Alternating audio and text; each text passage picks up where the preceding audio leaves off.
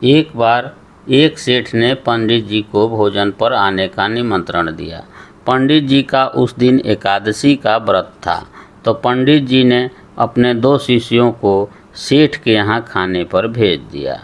जब दोनों शिष्य सेठ के यहाँ से वापस लौटे तो उसमें से एक शिष्य बहुत दुखी था, लेकिन एक शिष्य बहुत खुश था।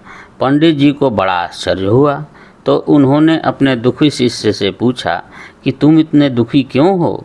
क्या सेठ ने तुम दोनों के भोजन में अंतर किया है? तो शिष्य बोला, नहीं, हम दोनों को सेठ ने एक समान ही भोजन दिया है। तो फिर गुरु जी ने पूछा, तो क्या तुम दोनों को सेठ ने दक्षिणा में अंतर किया है? तो शिष्य बोला कि सेठ ने हम दोनों को बराबर बराबर ही दक्षिणा भी दिया है। तो पंडित जी ने दुखी शिष्य से पूछा, तो फिर तुम इतने दुखी क्यों हो? तो शिष्य बोलता है कि मैंने सोचा वह सेठ इतना बड़ा आदमी है, कम से कम 10 रुपया तो दक्षिणा अवश्य देगा, लेकिन उसने सिर्फ 2 रुपया ही दक्षिणा में दिया, इसलिए मैं दुखी हूँ। तब पंडित जी ने अपने दूसरे शिष्य से पूछा कि तुम इतने खुश क्यों हो? तो दूसरा शिष्य बोलता है कि मैं उस सेठ को देखते ही जान गया था कि यह सेठ बड़ा ही कंजूस है।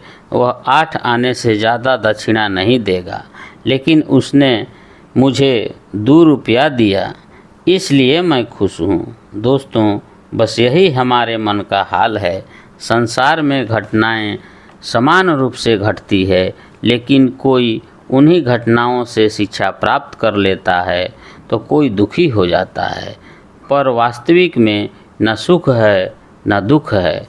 यह हमारे मन की स्थिति पर निर्भर करता है कि कामना पूरी न होने पर दुख मिलता है और कामना पूरी होने पर सुख की अनुभूति होती है।